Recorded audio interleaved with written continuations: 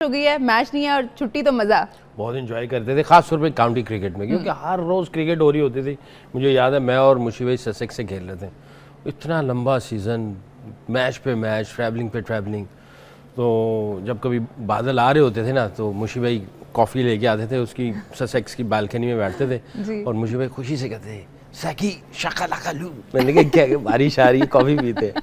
तो बड़ा एंजॉय करते थे हम लोग, बारिश हो रही है, कॉफ़ी पी रहे। मैं आज नहीं खेलना, क्योंकि जब day in day out cricket खेलते हैं तो आपको वो ब्रेक चाहिए होता है। पहले एक चीज़ ये भी होती थी जी, सेंट्रल कॉन्ट्रैक्ट से पहले हमारे कुछ खिलाड़ी ऐसे होते थे, जब तक टॉस नहीं होता था ना, अगर फर्स्ट के वनडे मैच है, टॉस नहीं होता था तो आपका वो अकाउंट नहीं खुलता था, यानी आपको फीस नहीं मिलती थी। तो जब हम लोग कभी ग्राउंड में जा रहे होते थे, बादल कहीं से आ रहे होते थे, कहते यार बादल आ जाए पर टॉस हो जाए, पहले टॉस हो जाए उसके बाद बारिश हो। फिर वो जो बैठ के ना गपशप लगाने का, चाय कॉफ़ी पीने का वो मज़ा है, वो टॉस के बाद है, उससे पहले नहीं है। इंजी भाई, आपकी कोई मेमोरी इस तरह कोई मैच हो और बारिश हो गई हो? नहीं, बारिश तो जब भी हो जाती थी, सारे अगर क्रूशल मैच ना हो तो एंजॉय ही करते थे, क्योंकि जी रेस्ट मिलता था। लेकिन अभी मैं याद कर रहा था ब्रिस्बेन में मैच हो रहा था, क्योंकि जी थकावट का लेवल की बात कर रहा हूँ, क्योंकि जी अगर उससे अगले दिन अगर बारिश मिल जाए या कोई रेस्ट मिल जाए तो बड़ा ज़बरदस्त होता था। हमारी टीम मीटिंग थी ऑस्ट्रेलिया में, ब्रिस्बेन में, ऑस्ट्रेलिया से टेस्ट मैच हो, मीटिंग हो। हमारी बॉलिंग बड़ी मजबूत थी कि वसीम अकरम, वकार यूनुस, शुएब अख्तर, सकलैन और मुश्ताक, ये हमारी बॉलिंग थी कि अगर हमने 350 कर लिया ना तो हम इस ऑस्ट्रेलिया की टीम को पकड़ जाएंगे। तो हमने 350 करके, तो 350 करने के बाद ऑस्ट्रेलिया की 260 पे कोई विकेट नहीं गिरी हुई थी। अब मैं मिड विकेट पे फील्डिंग कर रहा था, सईद भी कर रहे थे कवर पे फील्डिंग। हम दोनों अब क्रॉस करते थे हर ओवर के बाद ना, इधर से इधर। तो जिस टाइम कोई विकेट 260 पे ना गिरी हो ना, तो मैंने क्रॉस करते हुए सईद भाई से पूछा, मैंने कहा सईद भाई जब मैं आप जितना हो जाऊंगा तो ये मुझे छोड़ देंगे?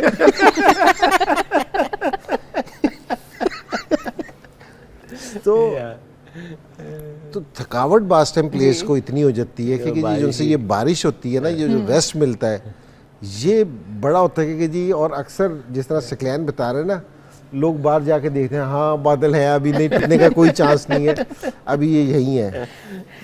तो कि भाई ये वैसे जो बारिश आज हुई है साउथ अफ्रीका और ऑस्ट्रेलिया, जाहिर है दोनों टीम्स लुक फॉरवर्ड करी होंगी कि आज हम जीतें और जगह बना लें सेमीफाइनल्स में, अगले मैच की टेंशन नहीं रही। लेकिन एक तरह से ये अच्छा है इंग्लैंड और अफगानिस्तान के लिए, एक चांस मिल गया उनको यहाँ पे।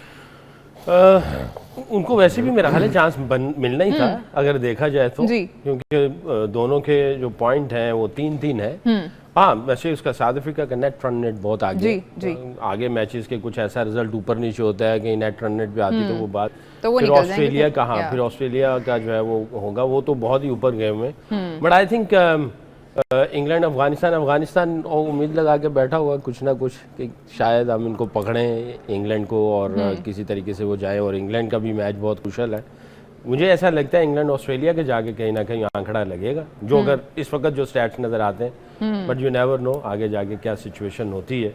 बट आई थिंक इंग्लैंड जिस तरह खेली है ऑस्ट्रेलिया के खिलाफ, और उसके ऊपर जो वो क्या कहते हैं नैले पे दैला जो आया है, जो ऑस्ट्रेलिया ने ऊपर से उनकी दुर्गट बनाई है, तो आई थिंक इंग्लैंड को काफ़ी सारे डाउट्स आए होंगे कि यार अगर कोई तगड़ा इनको आ जाता है तो इनकी बॉलिंग लाइनअप में वो चीज़ नहीं जो इंजी भाई कहते हैं कि हमेशा जब फ्लैट विकेट होती है तो it's a common sense, flat wicket पे तो बैट्समैनों को तो पैराडाइज मिली हुई है। आप बॉलिंग में आप किसी बॉक्स को जो है ना वो एम्प्टी ना छोड़ें, उसको आपको पूरा टिक करना चाहिए। 5 ऐसे बॉलर होने चाहिए, और बॉलर भी वो वाले हों जिनको आउट करना आता हो हर उसके अंदर, पावर प्ले के अंदर। पहले पावर प्ले के अंदर आउट करने का अंदाज डिफरेंट है, मिडल वाले पावर प्ले में आउट करने का अंदाज डिफरेंट है, और एंड में आउट करने का अंदाज डिफरेंट है। और अगर किसी को तीनों में आउट करना आता है तो फिर उस टीम के तो जो समझ लें कि वारे न्यारे हैं। अच्छा, अगर आउट करना नहीं आता तो फिर ओवर की ओपनिंग और क्लोजिंग करनी आती है, और उसको इकोनॉमिकल तरीके से बच के निकलना आता है। तो मैं चाहूंगी सर आप समझाएं ओपनिंग और क्लोजिंग। ओपनिंग यानी होता क्या है कि अभी मॉडर्न डे क्रिकेट में ना, जैसे हम इंटेंट की बात कर रहे हैं, पहला गेंद जो होता है बॉलर का, अगर आपको पहले ही गेंद पे चौका लग गया है ना, तो आप देखें, अगर फर्ज के इसको मैं मिसाल देता हूँ, रेसलिंग में किसी ने पंच कर दिया आपको, तो उसके आफ्टर इफेक्ट्स आते हैं। बॉलर ये सोचता है, कैप्टन ये सोचता है चौका लग गया, ये 10 वाला ओवर है। अब उसके जहन में आउट निकलता है, वो कहता है किसी तरीके से मैं अपना ओवर कर करा के बच के निकल जाऊँ, और वो उसकी जहनियत चेंज होनी शुरू हो जाती है। जो बड़ा बॉलर होगा वो चौके को देखेगा, उसको ऑब्जर्व करेगा कि क्या ये शॉट इसने अच्छी शॉट मारी है या मेरा गेंद गंदा था। फिर उसको एनालाइज करेगा, उसको एनालाइज करने के बाद वो फिर अगला गेंद रखेगा कि मैंने अगला गेंद क्या करना। जो शातिर बॉलर होता है वो पहला गेंद ऐसा रखता है कि उसने तीसरे या चौथे गेंद के ऊपर आउट करने का कुछ चांस लेना होता है। सही है। और जो इकोनॉमिकल होता है वो पहले गेंद से डॉट क्रिएट करता है। फर्ज किया जैसे अगर इंजी भाई खेल रहे हैं और साथ में किसी एक खिलाड़ी का नाम यूसुफ ले लें, तो मेरे जहन में ये होगा कि यार पहला गेंद इंजी भाई अगर खेल रहे हैं, मैंने इनको डॉट करा भी दिया तो दूसरे भाई मुझे चौका मारेंगे, इनको ऑफ स्ट्राइक कर दो, इनको आगे गेंद करके और सिंगल टांग पे ये ले जाएं और ये निकल जाएं। यूसुफ को मैं 2-3 गेंदें खिलाऊंगा, एक का डॉट करवाऊंगा। अगर छठे गेंद पे फिर इंजी भाई आ गए तो मुझे फिर वो खतरा होगा कि यार यहाँ पे फिर ये 10 का ही ना बन जाए, चौका छक्का लग सकता है। तो मैं पहला गेंद अगर इनको रखने वाला हूं तो मैं कहूंगा आखिरी गेंद ना इनके सामने आए, यूसुफ मेरा पहला और आखिरी गेंद रख ले। अच्छा, इसके लिए कैलकुलेशन और टैक्टिक्स बड़े स्मार्ट होने चाहिए। उसमें बाज़ का ये होता है कि एक चीज़ होती है कि आप मेडन ओवर में जा रहे होते हो, मगर आप कहते हैं नहीं मेडन ओवर नहीं, आप 1 या 2 जानबूझ के दे देते हो और इनको ऑफ स्ट्राइक कर देते हो। हर बॉलर के अंदर एक बार्गेनर बैठा होता है। जैसे सब्जी खरीदने जाते हैं तो कहते हैं 50 वाली चीज़ नहीं, मुझे 40 में चाहिए। तो मैं इनको कहूँगा कि मेरे से सिंगल ले ले, मैं चौका नहीं खाना आपसे। और किसी को कोई ऐसा बैट्समैन आता है उसको मैं कहता हूँ यार ये तो मुझे चौका छक्का मारने जाएगा, मैं तो इसको आउट कर लूंगा, तो उसको मैं दे दूंगा चौका छक्का, क्योंकि इधर आउट करने के चांसेस हैं, इधर आउट करने के चांसेस नहीं है, इधर जान बचाने के चांसेस हैं। तो इनको मैं इक्का दुक्का दे के तो इनको फारिग कर दूंगा। और फिर इनके अगर मुझे अटैक करना है तो फिर मैं कैप्टन के पास जाऊंगा, मैं कहूँगा मैं 3-4 ओवर मैंने इनको ऑफ स्ट्राइक किया होगा, अगर आप कहते हो तो मैं इनके ऊपर चांस लेता हूँ, वो छोड़ के या दूसरा करके या फील्ड में थोड़ा सा होता है। ये कि टैक्टिक्स ये होते हैं कि कभी हम फील्डिंग से अटैक करते हैं और बॉलिंग से डिफेंस करते हैं, कभी हम बॉलिंग से अटैक करते हैं और फील्डिंग से डिफेंस कर रहे होते हैं। सही है। तो फिर इंजी भाई के ऊपर मुझे जब अटैक करना होगा तो मैं बहुत कैलकुलेट करके कि मैं अब अटैक करूँ ना करूँ, तो उसमें opening and closing of the over बड़ी वो शातिर बंदा होता है जिसको वो करना पड़ता है। कौन स्ट्राइक पे रहे, किस वक्त रहे और किसको स्ट्राइक से ऑफ करवा दिया जाए, ये टैक्टिक्स होते हैं। और ये अगर बैट्समैन की तरफ से बताऊँ ना, वो ये होता है कि जी अगर आपने बॉलर है ना, किसी को पहली बॉल पे अगर आपने चौका मार दिया, आपको बाउंड्री मिल गई, तो आप आउट वाले जोन से निकल गए। अब मैं ये सोचता हूँ कि अब मैंने अगर 5 सिंगल भी ले ली ना तो मैं 9 पे चला जाऊँगा, ठीक है ना। और बॉलर कोशिश ये करता है पहली बाउंड्री के बाद कि यार मैं 9-10 का ओवर ना करूँ, तो उस पर वो एक्सपेरिमेंट करते हैं ना, उसका फिर बैट्समैन फ़ायदा उठाता है। एक तो ओपनिंग और क्लोजिंग ये कि जी ओपनिंग अगर आपकी अच्छी हो जी ना तो फिर आपसे दूसरी ओपनिंग और जो क्लोजिंग है ना वो नए बॉल और पुराने बॉल की है।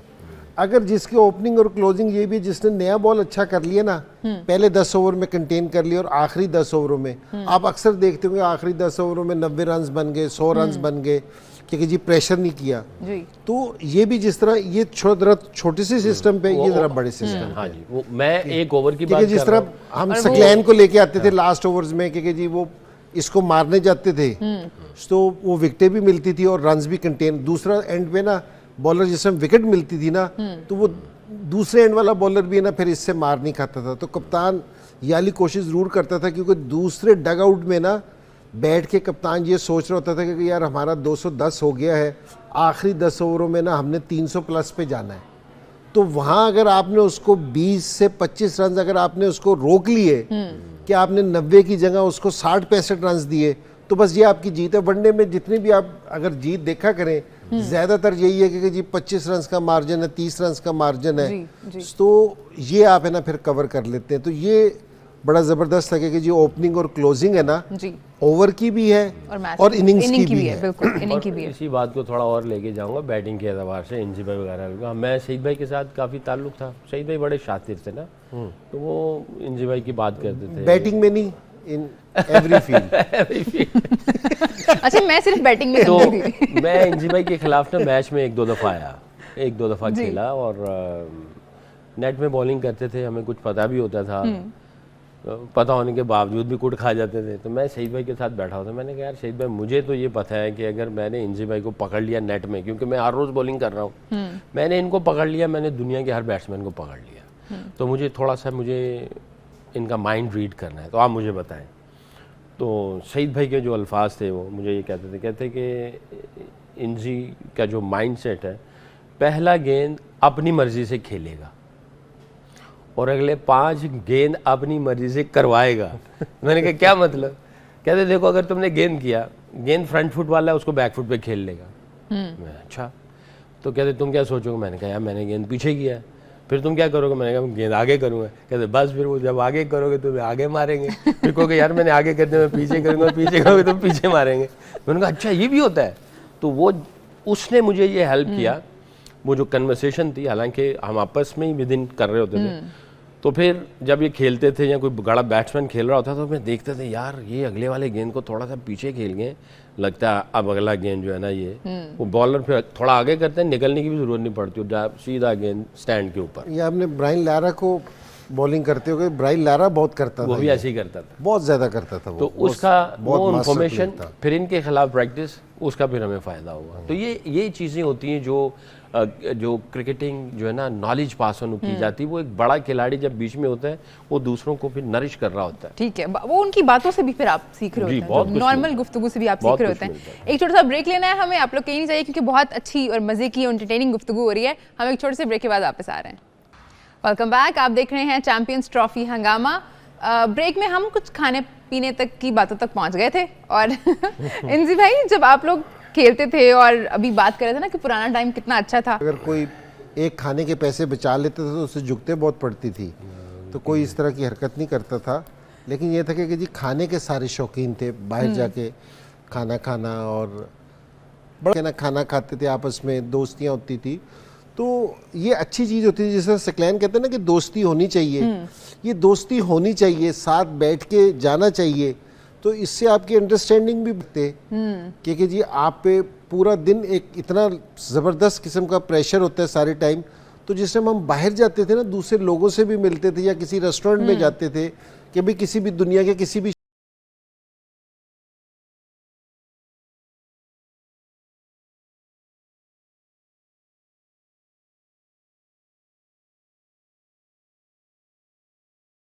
सारी चीज़ें कर रहे हो, तो वो मेरे ख्याल में कि जी बड़ी ज़बरदस्त चीज़ थी। और हमारे वक्त में अभी तो सारा खाना होटल में होता है ना, जो हमारे कप्तान वगैरह थे वो बड़े नाराज़ होते थे अगर होटल में खाना खाओ, अगर रात को आप होटल में नजर आओ और अगर जल्दी नजर आ जाए तो और भी नाराज़ होते थे। नहीं बिल्कुल, तो ये जल्दी वाली जो बात है, अच्छा मैं इस बात से थोड़ा सा आऊँगा, आप जल्दी वाली बात को बात कीजिएगा। मैं अभी ना न्यूजीलैंड टीम के साथ था, तो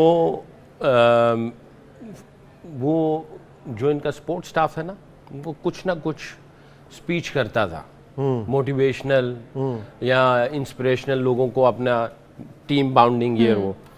तो ये अभी इनका कोच है, मेरा ख्याल है 5-6 महीने हुए, ऑलराउंडर जो अभी न्यूजीलैंड के ड्रेसिंग रूम में है, मेरे ज़हन से नाम निकल रहा है। किस मुल्क का है? न्यूजीलैंड का, ये ऑलराउंडर था।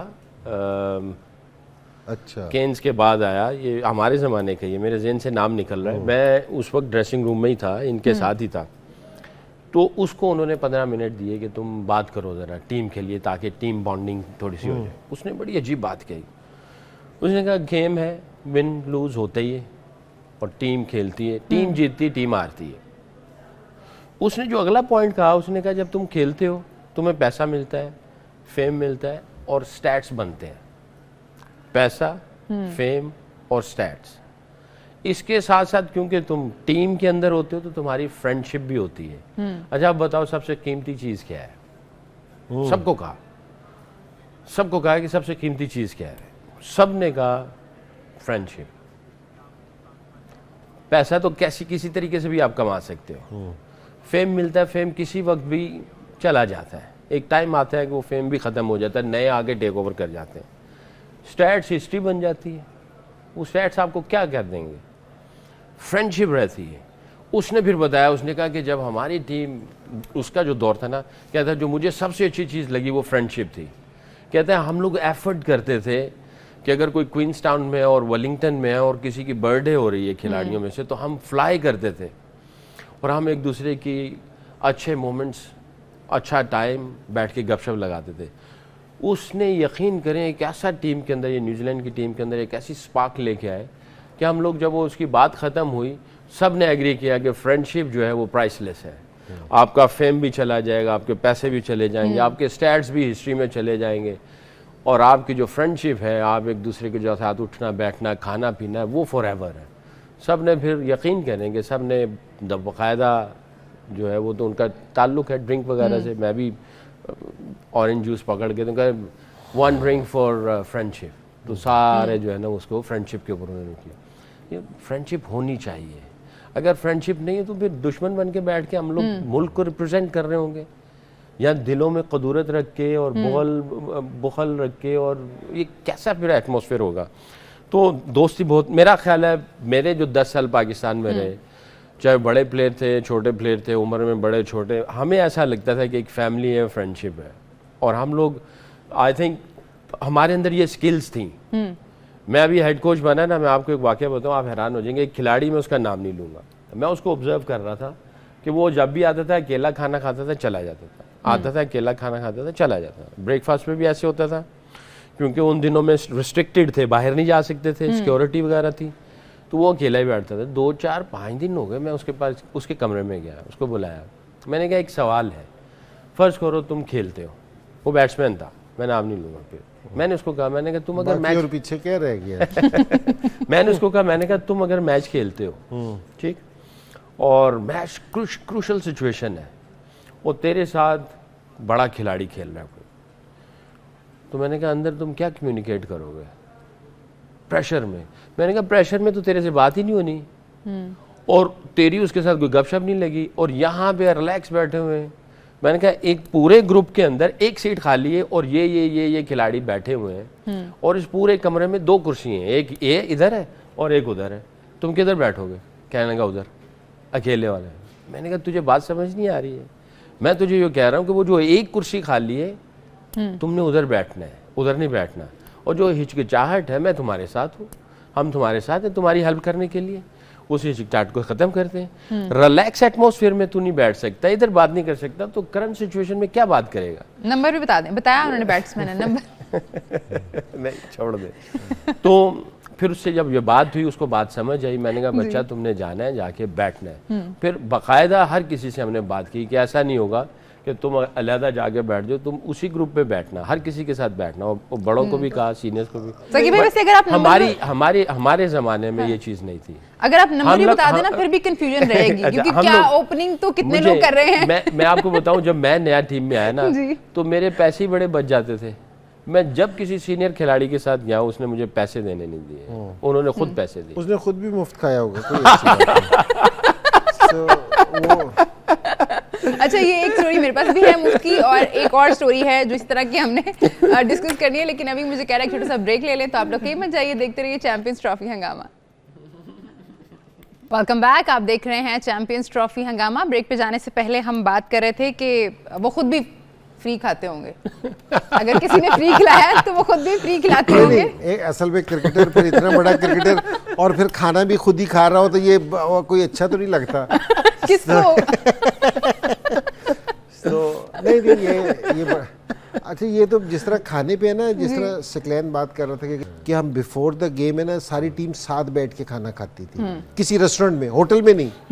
आपको ना बाहर निकलना बहुत ज़रूरी है, लोगों से मिलना बहुत ज़रूरी है, कि ताकि आपको थोड़ा सा आपका दिमाग खुले सही, आप है ना थोड़ा सा ज़रा फ्रेश हो सको एक उसी माहौल में सारे टाइम।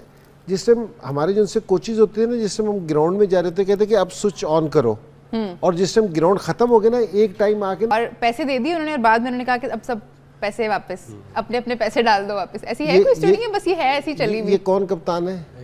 बड़े कप्तानों के कप्तान। नहीं, ये सही नहीं है। वो इसलिए सही नहीं है कि उन्होंने सिर्फ अपने पैसे रखे थे, बाकी से कहा था कि अपने दे दो क्योंकि जिस हम खाना खाने गए ना, वो जूनियर्स को लेके गए थे तो इनको तो ये बिल्कुल सही है, और टूरों पे इस तरह होना चाहिए क्योंकि जी सारे लोग और मोस्टली इसी तरह, ठीक है ना, तो सारे करते थे। तो हमें ना एक बड़ा हम श्रीलंका थे, श्रीलंका ज़रा बोरिंग प्लेस थी, सो कोई इतनी ज़्यादा एक्टिविटी नहीं होती, तो रात को ना हम खाना खाने जाते थे।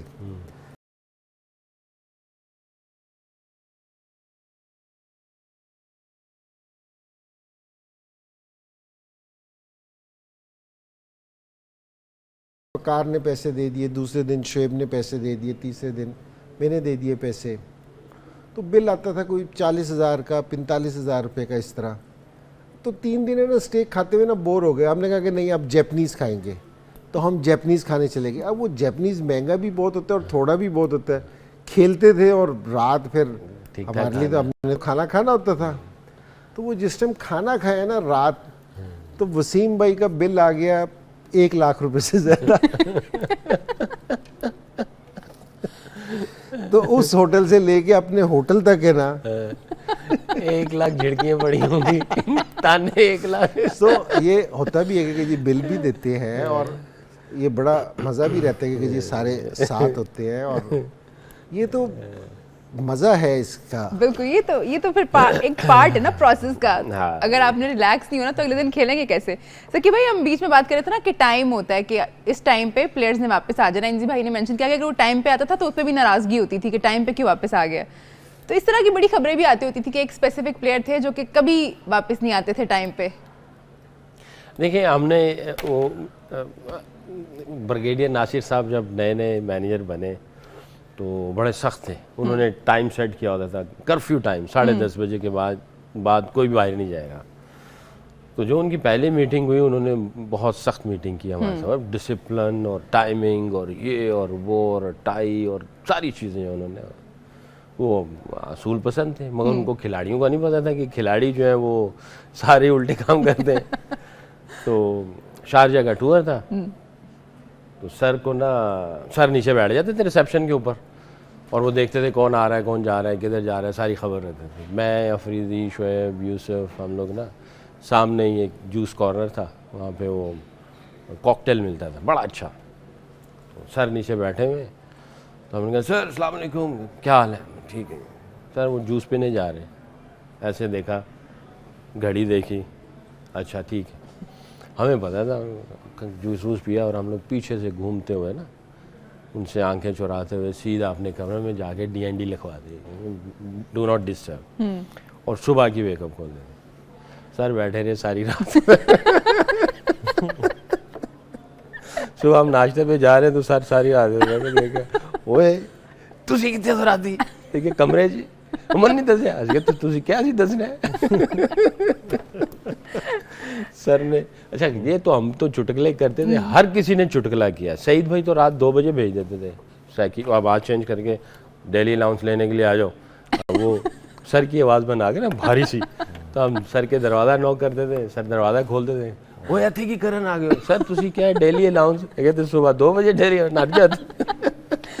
एक ब्रेक ले रहे हैं हम लोग, आप लोग क्यों मत जाइए, देखते रहिए चैंपियंस ट्रॉफी हंगामा। एक छोटे से ब्रेक के बाद वेलकम बैक। आप देख रहे हैं चैंपियंस ट्रॉफी हंगामा। एक ताज़ा खबर आई है जो मैं ज़रूर चाहूँगी कि अपने व्यूअर्स के साथ शेयर करूँ। वो खबर ये है कि द 100 में किसी भी पाकिस्तानी प्लेयर को रिटेन नहीं किया गया। अफसोस की खबर है, यहाँ बस ठीक है, न्यूट्रल है। इंजी भाई नहीं, 200 में सेलेक्ट हो जाएंगे, ये इसमें तो कोई ऐसी बात नहीं है। लेकिन ये सोचने वाली बात ये है कि हमारे लिए ना दरवाजे बंद कर रहे जा रहे हैं। अब ऐसी चीज़ नहीं है कि जी ये सोचना चाहिए कि जो हम इतने दिनों से बात कर रहे हैं ना बैठ के, कि ऐसा ऐसा हमारे पे ऐसा लगे कि ये क्या हो रहा है। ठीक है जी, इसको बोर्ड को भी सीरियस इसको लेना चाहिए और ICC से करना चाहिए कि भाई ये क्या सिलसिला हो रहा है। ठीक है जी, मेरा मतलब है कि जी कोई एक फ्रेंचाइज करे ना कि जी प्लेयर्स नहीं है तो समझ आती है, लेकिन अगर सारी फ्रेंचाइज कर देंगे कि जी प्लेयर्स नहीं है, हम इनको कंसिडर ही नहीं कर रहे, तो मेरे ख्याल में कुछ नाजायज़ है। तो ये कहीं ज़्यादती हो रही है, इस ज़्यादती के ख़िलाफ़ है ना आवाज़ उठाना ज़रूरी है। ऐसा नहीं है कि खामोश हो कि ये कोई आम सी खबर नहीं है कि जो आप सुना रही हैं कि ये आम सी खबर है कि जी आज कोई भी हमारा प्लेयर को रिटेन नहीं किया कैसे ले। और वो इसलिए क्योंकि जी हमारे प्लेयर्स जिससे मुख्तलिफ कंडीशंस में जाके खेलते हैं ना, कि तो उनको सीखने का मौका मिलता है दूसरे प्लेयर्स के साथ ड्रेसिंग रूम शेयर करने का मौका मिलता है, ये हमारी क्रिकेट को ना रिवर्स गेयर लगाने वाली बात है। और ये काफ़ी सारी चीज़ों में लग भी रहे क्योंकि हमारी क्रिकेट पीछे जा रही है और ये और भी तैयारी हो रही है।